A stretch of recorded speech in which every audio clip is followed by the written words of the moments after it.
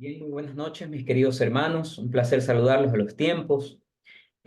Vamos a retomar la última clase que dejamos pendiente, la clase número 6, si no estoy mal, eh, hasta el tema que llegamos, que fue la progresión de la revelación y cómo converge esta en Jesucristo a través de su encarnación. Habíamos dicho, habíamos hablado, habíamos recapitulado eh, parte del Antiguo Testamento, desde Adán y Eva, pasando por Noé, pasando por Abraham, pasando por Moisés y llegando al testimonio de Juan el Bautista. Ahora, ustedes me dirán, ¿con Juan el Bautista se genera una alianza, hay un pacto o hay alguna etapa, eh, digamos, que tenga la misma estructura que las etapas previas con los personajes que les mencioné?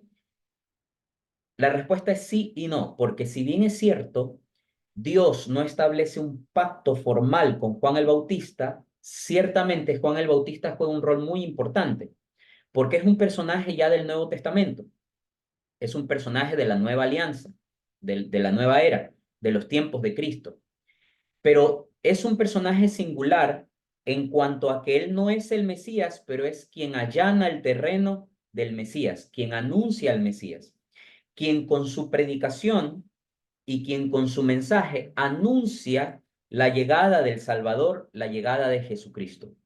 Ciertamente la particularidad que hay con Juan el Bautista es que él ofrece un bautismo, ofrece un instrumento de cierta medida de redención, si podemos plantearlo de ese modo, un instrumento de perdón, un instrumento de misericordia de Dios, puesto que el bautismo de Juan no era un bautismo como el que ustedes y yo conocemos hoy en día en nuestra fe cristiana y el que muchos de ustedes van a recibir, que es un bautismo para borrar el pecado original.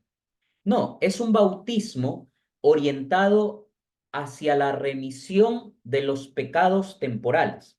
Es decir, los pecados que el pueblo de Dios cometía en su diario vivir se redimían gracias al bautismo de Juan. Era un bautismo para perdonar pecados, básicamente.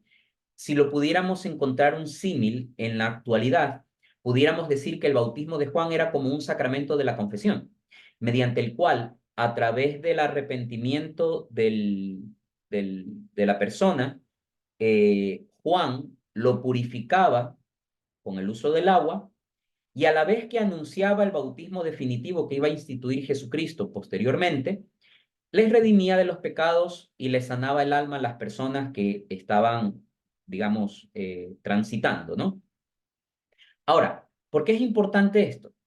Porque si bien anuncia lo que vendrá después con la encarnación, mejor dicho, con la vida pública de Jesús, porque entendemos que Juan el Bautista y Jesús son casi contemporáneos, son casi contemporáneos. Recuerden ustedes que cuando María va a visitar a su prima Isabel, después de haber recibido el anuncio del ángel Gabriel de que iba a quedar encinta y que iba a nacer el Salvador del mundo de su vientre, María va a visitar a su prima Isabel, que también quedó embarazada, e Isabel estaba embarazada de Juan el Bautista. Entonces, son casi contemporáneos. Lo que anuncia el Juan el Bautista es básicamente lo que se dará con la vida pública de Jesús, porque la encarnación es un hecho que ocurrió con el nacimiento de Jesús. Entonces, ¿por qué es importante Juan el Bautista en toda esta progresión de la revelación divina? Es importante porque él es quien anuncia con mayor precisión lo que iba a pasar y lo que iba a venir. ¿Y cuál es el anuncio de Juan el Bautista? El anuncio propio de Juan el Bautista es el hecho y el efecto de la encarnación. ¿A qué llamamos nosotros los cristianos encarnación? La encarnación es el hecho según el cual Dios, sin dejar de ser Dios, manteniendo su condición divina, adopta una condición humana, de modo tal que se convierte Dios en la persona del Verbo, la segunda persona de la Santísima Trinidad, se convierte en hombre sin dejar de ser Dios. Esto es importantísimo. Es importantísimo porque ya les había dicho en algunas clases anteriores, esto no es como entender que Jesús es Dios de la cintura para arriba y hombre de la cintura para abajo o viceversa. Jesús es el Hijo de Dios hecho hombre, Dios y hombre a la vez, en razón de lo cual la encarnación es el hecho sobrenatural según el cual Dios, sin dejar de ser Dios, se hace carne para estar entre nosotros, para ser uno entre nosotros, sin ser como nosotros. Porque es igual a nosotros menos en el pecado, puesto que es Dios. Pero es igual a nosotros, puesto que tiene carne y hueso, como nosotros. Entonces, se completa a plenitud la imagen y semejanza de Dios con el hombre en la encarnación. Entonces, este es el hecho que Juan anuncia con su bautizo, con su predicación, a tal punto que en un momento Jesús busca ser bautizado por Juan. Y claro, ahí la reflexión que deberíamos hacer nosotros es, ¿por qué Jesús busca ser bautizado por Juan si entendemos que el bautismo de Juan es un bautismo simplemente para perdonar pecados? Y Jesús, a pesar de ser hombre, nunca dejó de ser Dios, no tiene pecado. Es decir, la humanidad de Dios, la humanidad de Cristo es una humanidad perfecta en la que no habita pecado alguno. Es una humanidad incorrupta, ¿ya? Entonces, pero ¿por qué razón Jesús se somete? Ese es el término, se somete al bautismo de Juan. Si ustedes revisan las Sagradas Escrituras, cuando Jesús se encuentra con Juan y le pide que lo bautice, Juan le dice, ¿cómo me pides a mí que te bautice si tú deberías bautizarme a mí? Pero Jesús lo hace para cumplir todo el rol y la condición que él debía de cumplir como hombre, incluso como judío, ¿ok? Entonces, ahora está de moda esta película La Sociedad de la Nieve, ¿no? Se las recomiendo que la vean. Tiene un fondo muy bonito que, que es realmente muy emocionante, muy emotivo. Cuando uno de los personajes, que fue el que más se esforzó por sacar adelante anímicamente a sus compañeros, que al final del día él se muere, y deja ahí un papelito en el que decía, no hay amor más grande de aquel que da la vida por sus amigos. Es eso lo que hizo Jesús. Ese es el fruto de la encarnación. Es el resultante de la encarnación. Venir y dar la vida por ustedes y por mí. Y en eso consiste la redención, la salvación que vamos a estudiar a partir de ahora. Consiste fundamentalmente en que por la unión hipostática, ya habíamos visto lo que era unión hipostática.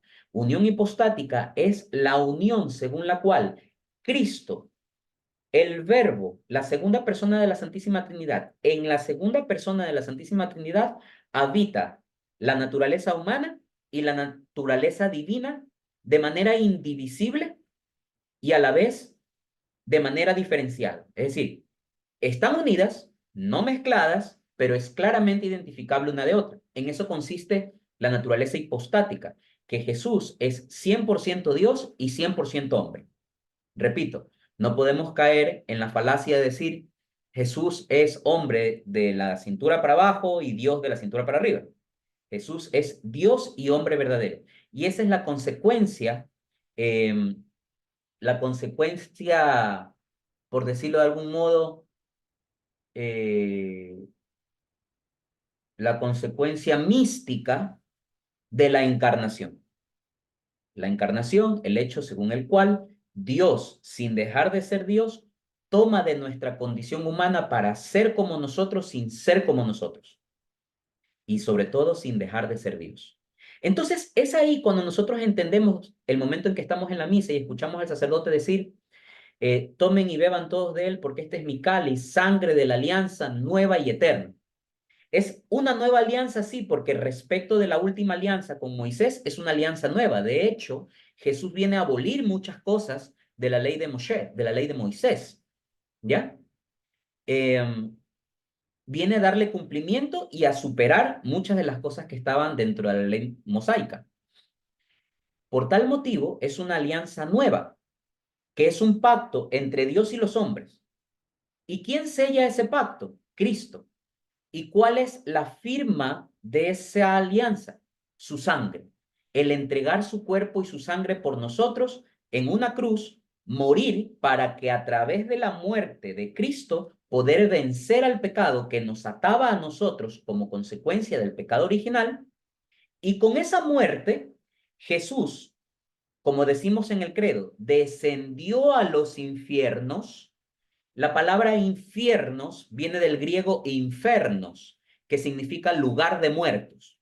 O sea, no pensemos en infiernos, el lugar donde está el diablo, no, infernos, lugar de muertos. Entonces, Cristo desciende a los infiernos, al lugar de los muertos, ¿a hacer qué?